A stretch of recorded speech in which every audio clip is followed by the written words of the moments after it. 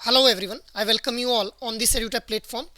So I hope आप सभी लोगों की CIIB 2025 एग्जामिनेशन के लिए काफ़ी अच्छी प्रिपरेशन चल रही होगी।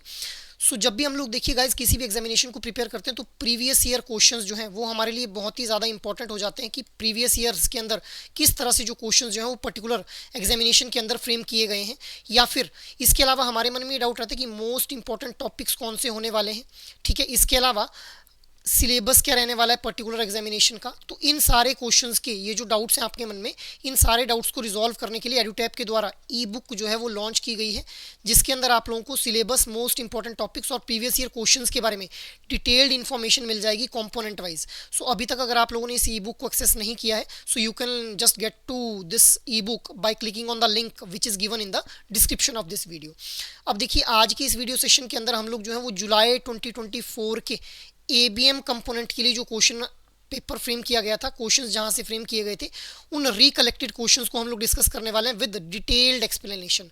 So guys, this is a very beautifully crafted document by the एडुटैप itself, जहां से आप लोगों को recollected collection along with the explanation देखने के लिए मिल जाएंगे।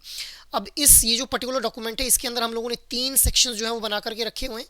तीनों सेक्शंस के अंदर जो पहला सेक्शन है उसके अंदर आप लोगों को टॉपिक ऑफ द क्वेश्चन, किस तरह का क्वेश्चन पूछा गया था, क्या कुछ ऑप्शंस अवेलेबल थे, इसके अलावा वहाँ पे डिटेल्ड एक्सप्लेनेशन आप लोगों को सेक्शन 1 के अंदर देखने के लिए मिल जाएगी। इसके साथ ही साथ जो सेक्शन 2 रहेगा वहाँ पे ऐसे questions, the second section consist of questions for which exact question asked in the exam is not known to us, जहाँ पे हम लोगों ने उन क्वेश्चंस को डाला हुआ है जिनका एग्जैक्ट किस तरह का क्वेश्चन वहाँ पे पूछा गया था वो हम लोगों को नहीं पता है, but the type and kind of question is known. Section 2 में आप लोगों को इस तरह के टॉपिक और क्वेश्चंस देखने के लिए मिल जाएंगे।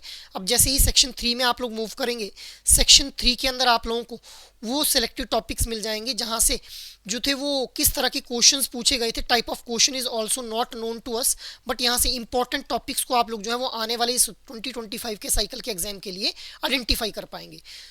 Let's get started with first question first of all. First question is, in a bank branch there are 2200 customers in P segment loan. A fresh joinee was given a task to study a total of 200 sample accounts from the segment. In this context, what will be the finite population multiplier? अब देखिए, module A के questions को यहाँ पे सबसे पहले discuss किया जा रहा है। Module A is all about the statistics. यहाँ से आप लोगों को बहुत से न्यूमेरिकल बेस्ड क्वेश्चंस जो है वो देखने के लिए मिलेंगे। अब देखिए, यहाँ पे क्या दिया गया है कि यहाँ पे आप लोगों से पूछा क्या गया है, फाइनाइट पॉपुलेशन मल्टीप्लायर पूछा गया है। तो देखिए, फाइनाइट पॉपुलेशन मल्टीप्लायर के लिए जो फॉर्मूला रहता है, वी ऑलरेडी नो दैट कि under root of finite population जो मल्टीप्लायर रहता है, उस फाइनाइट पॉपुलेशन मल्टीप्लायर को हम लोग कैसे कैलकुलेट कर लेते हैं, under root of capital N minus n divided by capital N minus 1। अब यहाँ पे कैपिटल N क्या है, पॉपुलेशन का साइज, स्मॉल n क्या है, सैंपल का साइज। अब क्वेश्चन में ध्यान से देखिए, यहाँ पे population size is 2200 and sample size is 200 itself. Simply आप लोगों को इस फॉर्मूला के अंदर जो है वैल्यू पुट करनी है and you will be getting the right answer, that is 0.95 itself. This is how a finite population multiplier will be calculated. ठीक है, मूविंग अहेड, नेक्स्ट अब हम लोग बात कर लेते हैं सेकंड क्वेश्चन के बारे में। Which of the following statement regarding skewness and kurtosis is और are correct? Your statements are: the degree of distortion from the symmetrical bell curve is known as kurtosis. Kurtosis can only measure the flatness of normal distribution. Skewness measures the peakness of a symmetrical bell curve. यहाँ पे skewness और kurtosis के regarding यहाँ पे आप लोगों को statements दी गई हैं, तो आप लोगों ने करेक्ट स्टेटमेंट बतानी है। Your options are 1 and 2 only, 2 and 3 only, 1 and 3 only, या फिर none of the above. The right answer for this question will be option number D itself. That is, कोई भी स्टेटमेंट जो है वो सही नहीं है यहाँ पे स्क्यूनेस और कुर्टोसिस को लेकर के। तो हम लोग देख लेते हैं। देखिए, स्क्यूनेस क्या है, अब this is the explanation part of this question. Skewness क्या है, it is the degree of distortion from the symmetrical bell curve और नॉर्मल डिस्ट्रीब्यूशन। नॉर्मल डिस्ट्रीब्यूशन जो है हम लोगों को लगभग सिमेट्रिकल बेल कर्व की फॉर्म में ही देखने के लिए मिलती है। ठीक है, तो कितना जो है वो बेल कर्व डिस्टॉर्टेड है वो बताता है skewness. It measures the lack of symmetry in the data distribution. There are two types of skewness: positive skewness or negative skewness. ठीक है। Next is kurtosis. Kurtosis is all about the tail of distribution, that is peakness और flatness. अब ये जो tell of distribution है, ठीक है, इसके बारे में बात की जाती है कुर्टोसिस के अंदर। It is use to describe the extreme values in one versus the another tail. It is actually the measure of outliners present in the distribution itself. अब आप लोगों को एक कर्व ऐसे देखने के लिए मिल रहा है, एक कर्व ऐसे देखने के लिए मिल रहा है, this is the normal distribution. So कितनी जो पीक जो हमारी डिस्ट्रीब्यूशन कर्व की है वो पीक किस हिसाब से आ रही है, उसकी डिस्ट्रीब्यूशन किस तरह से हो रही है, जो पीक की टेल की डिस्ट्रीब्यूशन है, पीक की डिस्ट्रीब्यूशन किस तरह से हो रही है, पीकनेस है या फिर फ्लैटनेस है उस पीक के अंदर, तो यही हमारा जो है कुर्टोसिस जो है हम लोगों को बता पाता है। सो अब देखिए यहाँ पे क्वेश्चन में क्या दिया गया था, degree of distortion from the symmetrical bell curve is known as kurtosis. नहीं भाई, इसको स्क्यूनेस बोलते हैं, that is why this statement is incorrect. Kurtosis can only measure the flatness of a normal distribution. नहीं भी, फ्लैटनेस या फिर पीकनेस को मेजर कर सकता है। Skewness measure the peakness of symmetrical bell curve. नहीं, this is the part of kurtosis itself, that is why all the given statements are incorrect itself. Moving ahead, next question पे हम लोग मूव करते हैं। Next question देख लेते हैं क्या पूछा गया था। In the data collection for a census, the reported population data had a variance of 65.98. What will be the standard deviation present in the final number of this census report? ठीक है, standard deviation आप लोगों से पूछा गया है। यहाँ पे आप लोगों के पास वेरिएंस इज गिवन। तो हम लोग जानते हैं कि जब भी हम लोगों ने जो है वो वेरिएंस निकालना है, सो वेरिएंस हम लोग कैसे निकाल पाएंगे, वेरिएंस हमारे पास यहाँ पे गिवन है, देखिए भी। अब हम लोग स्टैंडर्ड डेविएशन हम लोगों ने निकालना है, तो हम लोग जानते हैं standard deviation is equal to under root of variance itself. So simply यहाँ पे वेरिएंस जो कि दिया गया है 65.98, इसका आप लोग जो है अंडर रूट ले लेंगे, you will be getting the right answer, that is 8.12 itself. इस तरह से आप लोग जो है वो स्टैंडर्ड डेविएशन को कैलकुलेट कर पाएंगे from the given value of variance itself. Moving ahead, next question को अब हम लोग डिस्कस कर लेते हैं। विच of the following statements best describe the characteristics of geometric mean of a finite population? Option A is geometric mean is always greater than the arithmetic mean. A statistician uses the geometric mean formula for studying the linear effect only. Option C is annual return of the portfolio can be calculated using the geometric mean. Option D is geometric mean can be calculated for negative as well as positive values. So geometric mean की characteristics के regarding यहाँ पे question frame किया गया है. So the right answer for this question will be option number C itself, which best describe the characteristic of geometric mean of a finite population. अब देखिए statement C या option C बोल क्या रहा है, annual return of the portfolio can be calculated using the geometric mean. अब बाकी statements गलत क्यों हैं? देखिए the geometric mean होता क्या है, geometric mean इसको देख लेते हैं पहले. It is the average value or mean which measures the central tendency of set of numbers by taking the root of product of their values. अब geometric means takes into account the compounding effect of the data that occurs from period to period. Geometric mean is always less than the arithmetic mean and is calculated only for the positive values. हमेशा ध्यान रखेंगे कि जो geometric mean है it is always calculated for the positive values, ठीक है। तो इसीलिए ये स्टेटमेंट तो हमारी गलत हो गई, यहीं से हम लोगों को दिख रहा है कि geometric mean can be calculated for negative as well as positive values. इसके अलावा geometric mean is always higher than the arithmetic mean, भाई it is lower than the arithmetic mean. Second statement क्या है, a statistician uses the geometric mean formula for studying the linear effect only. ऐसा नहीं है अभी, linear effect study करने के लिए ही सिर्फ ज्योमेट्रिक मीन के फॉर्मूला का यूज नहीं किया जाता है, it can be use for non linear equations as well. So अब हम लोग इसके एप्लीकेशंस के बारे में बात कर लेते हैं। सो ज्योमेट्रिक मीन का यूज़ कहाँ किया जाता है, स्टॉक इंडेक्स के अंदर। Annual return of the portfolio को कैलकुलेट करने के लिए it is used in finance to find the average growth rate which is also referred as compounded annual growth rate.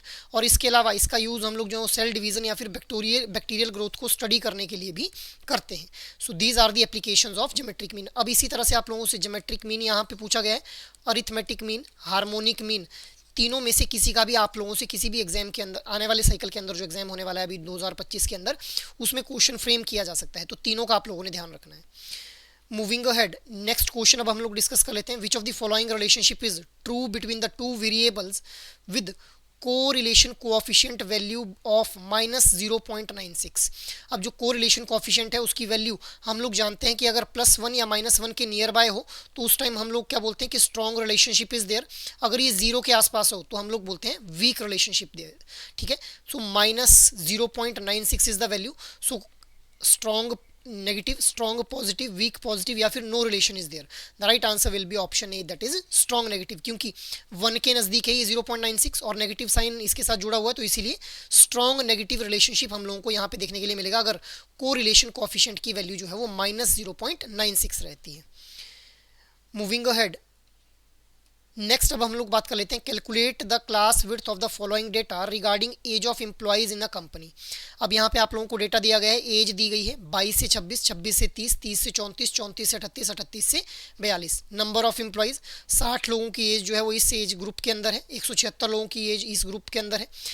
26 से 30 एज ग्रुप के वाले 176 लोग हैं, 30 से 34 वाले 508 लोग हैं। सिमिलरली 38 से 42 एज ग्रुप वाले जो लोग हैं दोज आर 109 इन नंबर्स। अब आप लोगों से पूछा क्या गया है क्लास विड्थ। अब देखिए ये क्लास इंटरवल है, यहाँ पे ये जो रहता है this is our lower class limit, this is our upper class limit. तो अपर क्लास लिमिट में से जब लोअर क्लास लिमिट को हम लोग सब्ट्रैक्ट कर लेंगे we will be getting the class width itself. ठीक है, so 26 minus 22 that is 4 which will be the right answer for this question. Moving ahead, next question is what is the arithmetic mean if the standard deviation is given to be 8 and coefficient of variation is 10 itself।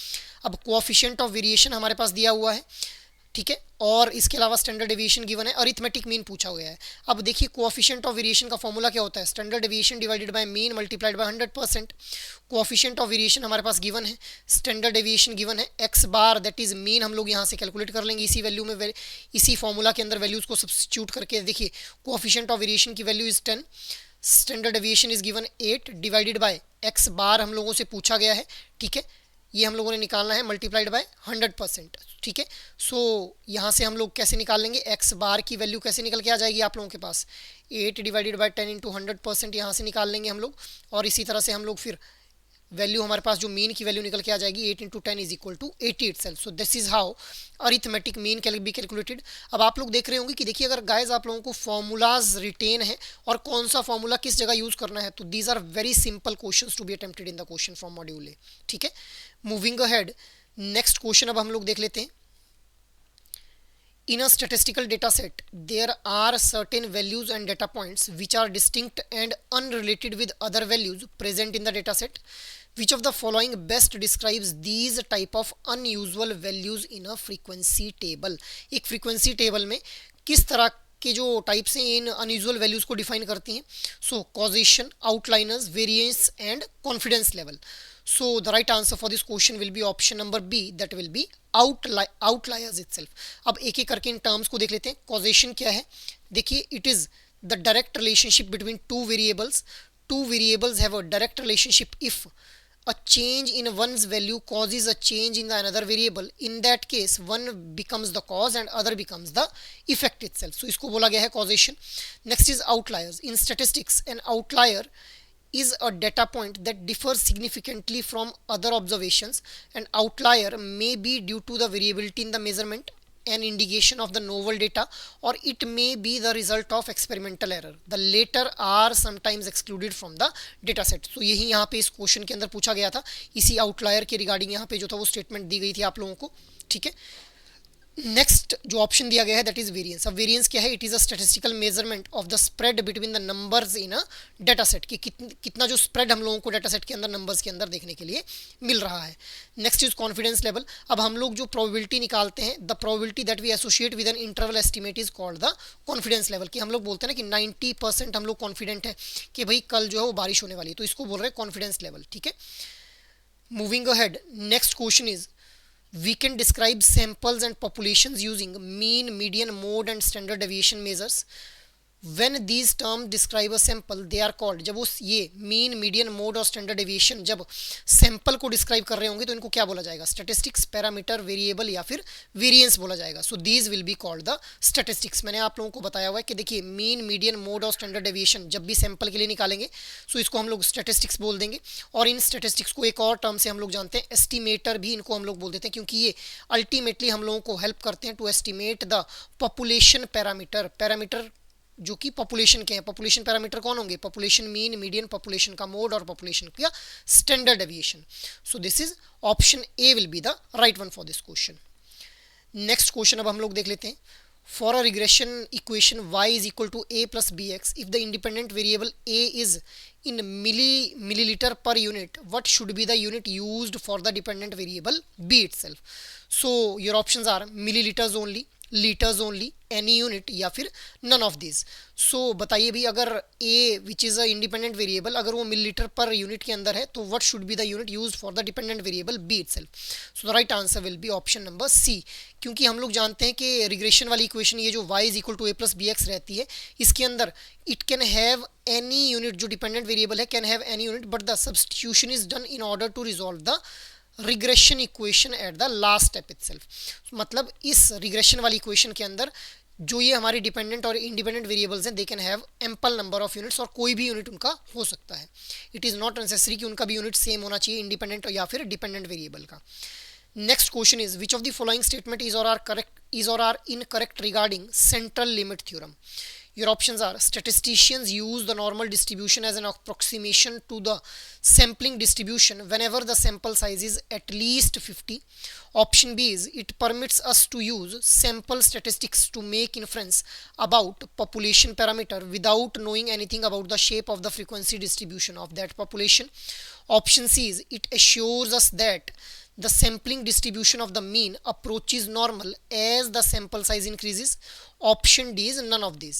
So central limit theorem के regarding incorrect statement यहाँ पे बतानी है भाई. Incorrect और correct का हम लोग ध्यान रखेंगे जब भी क्वेश्चन को पढ़ेंगे.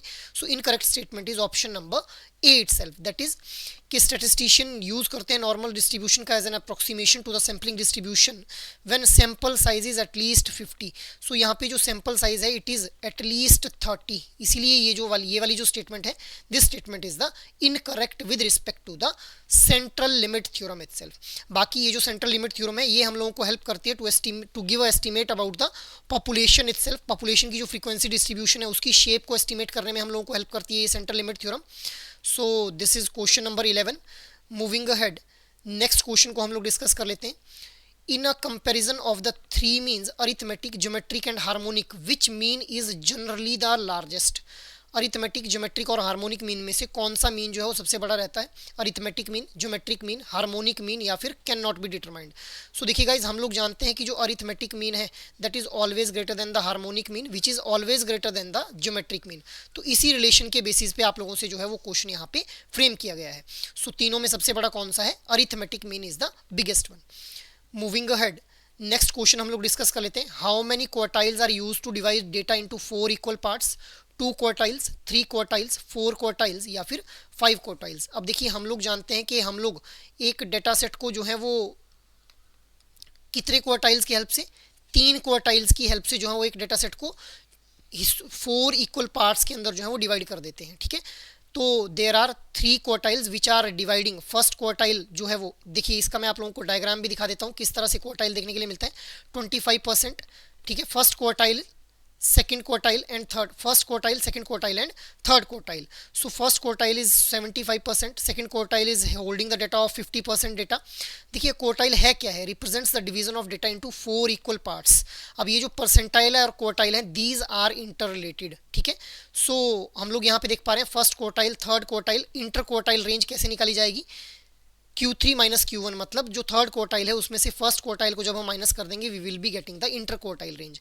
अब क्वेश्चन में आप लोगों से क्या पूछा गया था यहाँ पे कि how many quartiles are use to divide the data into 4 equal parts. 4 equal parts के अंदर जो है डेटा डिवाइड कर दिया जाता है with the help of 3 quartiles. That is why option B will be the right one for this question. Moving ahead, अब हम लोग मॉड्यूल बी के कुछ क्वेश्चंस को देख लेते हैं. मॉड्यूल बी से कौन से क्वेश्चंस जो थे वो जुलाई 2024 के अंदर फ्रेम किए गए थे. In the context of human resource management, what does C stands for in VUCA? VUCA के बारे में हम लोग पढ़ते हैं ह्यूमन रिसोर्स मैनेजमेंट के अंदर, तो वहाँ पे C stands for complexity, competency, complication, या फिर कंट्रोल. अब यहाँ पे क्वेश्चन के अंदर पूछा गया C stands for, the right answer will be option number 8 self, that is complexity. Exam के अंदर यहाँ से कुछ भी आने वाले साइकिल के अंदर हो सकता है, एक ही एब्रीविएशन पूछ लें, तो VUCA stands for volatility, uncertainty, complexity and ambiguity environment. ठीक है, सो ये हम लोगों को देखने के लिए मिलता है वुका के एब्रीविएशंस. सो हर एक वर्ड के लिए कौन सी एब्रीविएशन स्टैंड कर रही है वो हम लोगों ने ध्यान रखना है. मूविंग अहेड, नेक्स्ट क्वेश्चन को अब हम लोग डिस्कस कर लेते हैं. talent is the visible face of human resource and a dynamic and strategic activity of the human capital management. In this context, talent management does not involve which of the following component: control, competency, commitment या फिर contribution. So the right answer for this question will be option number A, which will be control itself. अब देखिए talent जो है it comprises of 3 C's itself: competence, commitment and contribution. Competence क्या है? Which deals with the head or mind being able to do. Commitment क्या है? Which deals with the hand and feet, that is action. On contribution क्या है? Which deals with heart, that is doing it well. ठीक है. So these are the 3 C's of the talent itself. So that is why option A will be the right one, which is not a part of this talent component itself. Moving ahead, next question is, which of the following is not one of the component of attitude described in the attitude development? Your options are emotional, intellectual, informational या फिर behavioral. The right answer will be option number B itself, that is intellectual. अब देखिए attitude को हम लोग जो है वो ब्रोक कर सकते हैं into 3 basic components: emotional, informational and behavioral. अब यहाँ पे intellectual नाम का कोई भी component नहीं रहता है attitude development के अंदर. That is why option B will be the right one. अब इस मॉड्यूल से आप लोग देख रहे होंगे कि theoretical और कंसेप्चुअल क्वेश्चंस जो है वो आप लोगों से पूछे जा रहे हैं. देखिए भी module B and module D, these are the most important modules for your ABM examination. So module B से आप लोगों से जो है वो कंसेप्चुअल क्वेश्चंस एग्जाम के अंदर पूछे जाते हैं. ठीक है, जो अलग अलग थिंकर्स के द्वारा थ्योरीज दी गई हैं वहां से ही क्वेश्चन फ्रेम किए जा रहे हैं. Next question is, which of the following principle of adult learning best describes the situation? A new provisionary officer is being guided by one of the seasoned branch manager in ABC Bank. Your options are transformational, mentorship, orientation या फिर motivation. So the right answer for this question will be option number B itself, that is mentorship. अब देखिए यहाँ पे अलग अलग जो है वो प्रिंसिपल ऑफ अडल्ट लर्निंग के बारे में बताया जाता है हम लोगों को जब भी हम लोग एचआरएम इसको मॉड्यूल बी को स्टडी करते हैं. सो प्रिंसिपल्स के अंदर 7 प्रिंसिपल्स हम लोगों को देखने के लिए मिलते हैं. ठीक है, उन 7 प्रिंसिपल्स में हम लोग बात करते हैं self directed, transformational, experimental, mentorship, orientation, motivation, readiness के बारे में. सो दीज आर दी 7 P's जो कि एडल्ट लर्निंग के हम लोगों को प्रिंसिपल्स के रूप में पढ़ते हैं. अब यहाँ पे बोला जा रहा है कि एक प्रोविजनरी ऑफिसर है, उसने ठीक है new provisionary officer has joint और उसको सीजनड ब्रांच मैनेजर के द्वारा जो है वो गाइड किया जा रहा है. तो यहाँ पे मेंटरशिप वाला रोल जो है ये ब्रांच मैनेजर यहाँ पे निभा रहा है. That is why option B will be the right one itself. Moving ahead, next हम लोग बात कर लेते हैं which with reference to the motivation technique which of the following best describes the job enlargement? Your options are, it refers to assigning more and more jobs of the same level to diversify the skills of a person. Option B is, it involves redesigning jobs so that they are more challenging to the employee and have less repetitive work. Option C is, it means shifting an employee from one job to another at the same level with different functionalities. या फिर option D, that is none of these. So यहाँ पे which of the following is best describing the job enlargement? So option A will be the right one. मतलब यहाँ पे और ज़्यादा जो है वो टास्क असाइन कर दिए जाएंगे सेम लेवल ऑफ जॉब के ऊपर, जहाँ पे to diversify the skills of a person so that जो इंडिविजुअल के अंदर जो स्किल्स हैं उनको डाइवर्सिफाई किया जा सके. अब हम लोग जॉब एनलार्जमेंट के बारे में देख लेते हैं. जॉब एनलार्जमेंट क्या है? It refers to assigning more and more jobs of the same level to diversify the skills of the person itself. तो इसी को यहाँ पे क्या बोला जा रहा है? जॉब एनलार्जमेंट बोला जा रहा है. This is one of the motivation techniques. Job enlargement, job enrichment, इनके बारे में हम लोग पढ़ते हैं in the motivation technique itself. ठीक है, मूविंग अहेड, नेक्स्ट क्वेश्चन अब हम लोग डिस्कस कर लेते हैं. The child ego state is associated with the behaviour that appears when a person is responding emotionally. A person's child contain the natural impulse and attitudes learned from the experience. A dash tries to enjoy every bit and take the things as they come. Adopted child, not natural child, little professor या फिर none of the above. So the right answer for this question will be option number B itself, that is natural child. अब देखिए the child ego state is associated with the behavior that appears when a person is responding emotionally. ठीक है, तो यहाँ पे जो है वो अगर child behavior को हम लोग बात करें तो इसको हम लोग child ego can be classified into adopted child, natural child and little professor. The part of the child state which adopts to what must be done to the others to get along, a natural child tries to enjoy every bit and take the things as they come. तो इसको हम लोग, ये हम लोगों को किसकी characteristic देखने के लिए मिल रही है क्वेश्चन के अंदर? नेचुरल चाइल्ड की कैरेक्टरिस्टिक यहाँ पे देखने के लिए मिल रही है हम लोगों को, ठीक है। So natural child, little professor और adopted child, these are the child egos जिनको हम लोग जो है वो क्लासीफाई कर देते हैं। Next question is, under the job or role analysis process, which of the following components are covered under job specification? Duties performed, supervision given, working condition या फिर knowledge and skills. So the right answer for this question will be knowledge and skills. अब देखिए job specification और job description, दो चीज़ों के बारे में हम लोग पढ़ते हैं यहाँ पे। जॉब स्पेसिफिकेशन के अंदर क्या मेंशन रहता है, जहाँ पे क्या कुछ नॉलेज, क्या कुछ स्किल और एबिलिटीज़ चाहिए to perform a certain kind of job within an organisation. अब यहाँ पे educational details, work experience, managerial experience, किस एक्चुअल में क्या स्किल और नॉलेज रिक्वायर्ड है किसी भी जॉब या टास्क को परफॉर्म करने के लिए, वो मेंशन किया जाएगा in the job specification. Duties performed, ये तो की रिस्पॉन्सिबिलिटीज एरियाज आ गए ना, ये तो जेडी जॉब डिस्क्रिप्शन का पार्ट बन जाता है हमारा, ठीक है। मूविंग अहेड, अब नेक्स्ट क्वेश्चन को हम लोग डिस्कस कर लेते हैं। Out of the various career roles, which of the following stage correctly defines a situation at which an individual needs to broaden his perspective and think long term as he is now a part of top management, mentor, sponsor, apprentice या फिर colleague itself? The right answer will be option number B. अब देखिए यहाँ पे क्या बोला जा रहा है कि एक इंडिविजुअल को लॉन्ग टर्म पर्सपेक्टिव को लेकर के सोचना है ऑर्गेनाइजेशन के, and now he is a part of top level management, so he will be a sponsor, he will be performing the role of sponsor itself, ठीक है। at this stage the individual needs to broaden his perspective and think long term as he is now a part of top management, ठीक है। So top management का part होने की वजह से अब उसको ऑर्गेनाइजेशन के लॉन्ग टर्म पर्सपेक्टिव के ऊपर जो है वो फोकस करना पड़ेगा। नेक्स्ट हम लोग बात कर लेते हैं मॉड्यूल डी के क्वेश्चंस के बारे में। सो यहाँ से देखिए फैक्ट बेस्ड क्वेश्चंस आप लोगों को यहाँ से देखने के लिए मिलेंगे। A compliance risk score of 2 falls under which category of compliance risk level? Your options are well controlled, meets the requirement, needs improvement, needs significant improvement. Your options are, ये आपके पास ऑप्शन दिए गए हैं, right option will be answer number A itself. अब देखिए compliance risk level और जो हमारा कंप्लायंस रिस्क स्कोर रहता है उसके लिए एक टेबल अवेलेबल रहता है। अब जो भी अगर रिस्क स्कोर हमारा 7.1 से 10 के बीच में है, सो कंप्लायंस रिस्क लेवल क्या बोलेगा? Need significant improvement. अगर 5.1 से 7 के बीच में है, नीड्स इंप्रूवमेंट। 3.1 से 5 के बीच में है तो इट मीट्स द रिक्वायरमेंट, और 1 से 3 के बीच में है तो well controlled compliance risk level जो है वो बोला जाएगा। सो इस तरह से आप लोगों ने ये फैक्ट्स ध्यान में रखने हैं अभी, कब मीट्स रिक्वायरमेंट बोला जाएगा कंप्लायंस रिस्क लेवल को, या फिर कितना जो है वो रिस्क स्कोर होना चाहिए, ठीक है। मूविंग अहेड, नेक्स्ट क्वेश्चन हम लोग डिस्कस कर लेते हैं। For a legal audit of the title documents in a bank, what is the credit exposure limit prescribed by the Reserve Bank of India? Your options are 5 crore and above, 15 crore and above, 25 crore and above, no such limit is there. So again it is a fact based question, answer option number A will be the right one for this question.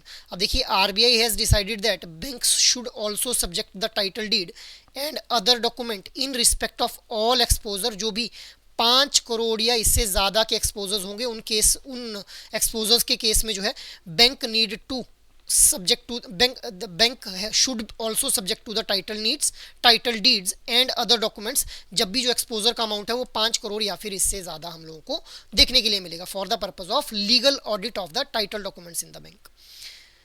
अब question question हम लोग देख लेते हैं। Next question is, the framework for scale-based regulation of non-banking financial companies has prescribed which of the following asset size of NBFC is most suited under the middle layer? अब हम लोग जानते हैं कि 4 लेयर्स के अंदर जो है NBFCs को डिवाइड कर दिया जाता है on the base of scale based regulation.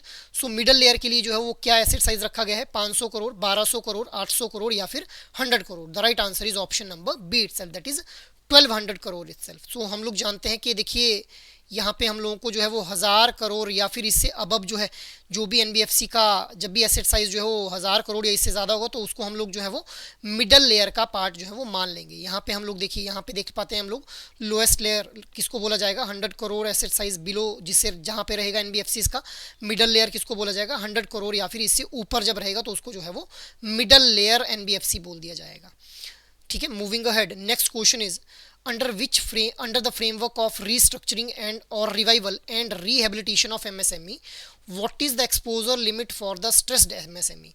Your options are 25 crore, 15 crore, 5 crore and no such limit. So again a fact based question. Option A will be the right one, that is 25 crore is the limit. ठीक है, सो ये हम लोगों ने discuss किए कुछ questions जो कि हम लोग इस 2024 के एग्जाम में जो जुलाई के अंदर जो एग्जाम हुआ यहाँ से रिकलेक्ट कर पाए. अब सेक्शन 2 के अंदर हम लोग कुछ ऐसे टॉपिक्स को देख लेते हैं जहाँ पे एग्जैक्ट क्या क्वेश्चन आया हुआ था ये तो हम लोगों को नहीं पता, but type of question we were able to recollect. Chief compliance officer के रिगार्डिंग क्वेश्चन पूछा गया था, रिपोर्टिंग मैकेनिज्म ऑफ कंपनी के रिगार्डिंग क्वेश्चन था यहाँ पे. नेक्स्ट अगर हम टॉपिक देखें तो that is insolvency and bankruptcy code 2016, जहां से किस तरह का क्वेश्चन फ्रेम किया गया था. Resolution plan for a bankrupt organisation. Performance appraisal was the next topic. ठीक है, key elements of performance review के रिगार्डिंग यहाँ पे क्वेश्चन फ्रेम किया गया था. कंपनसेशन स्ट्रक्चर में अ केस स्टडी यहाँ पे आप लोगों को देखने के लिए मिली for an employee at a corporate firm. ठीक है, उसकी कंपनसेशन स्ट्रक्चर को लेकर के केस स्टडी फ्रेम की गई थी क्वेश्चन के अंदर. Next is performance linked incentive. अब इसके अंदर भी हम लोगों को इस वाले टॉपिक से भी एक केस स्टडी देखने के लिए मिली जहाँ पे और सैलरी कंपोनेंट्स वर प्रोवाइडेड और आप लोगों से परफॉर्मेंस लिंक इंसेंटिव के रिगार्डिंग क्वेश्चन फ्रेम किया गया था. Next is 30 days toast at one times. A case study यहाँ पे दी गई थी जहाँ पे रिलेटिव फ्रीक्वेंसी जो थी वो निकालनी थी हम लोगों ने, कि रिलेटिव फ्रीक्वेंसी पूछी गई थी. ठीक है, frequency divided by total frequency हम लोग रिलेटिव फ्रीक्वेंसी निकाल लेते हैं, तो उसके रिगार्डिंग ही जो था वो केस स्टडी यहाँ से पूछी गई थी. Next is compliance function in banks के रिगार्डिंग. अब ये वाला जो टॉपिक है कंप्लायंस फंक्शन इन बैंक्स, यहाँ से जो केस स्टडी आप लोगों को देखने के लिए मिली to answer 5 questions based on a particular topic. So these are also the important topics जो कि आप लोगों को ध्यान में रखने हैं जब भी आप लोग इस बार एग्जामिनेशन के अंदर अपीयर होंगे. अब नेक्स्ट सेक्शन की हम लोग बात कर लेते हैं, दैट इज सेक्शन नंबर 3, जहाँ से case study on wilful default के ऊपर देखने के लिए मिली. मिनिमम वेजेस एक्ट, इसके मिनिमम वेजेस एक्ट के ऊपर हम लोगों को क्वेश्चंस देखने के लिए मिले. Calculation on ANBC. ठीक है, provisioning norms, maximum permissible limit के बारे में क्वेश्चंस देखने के लिए मिले.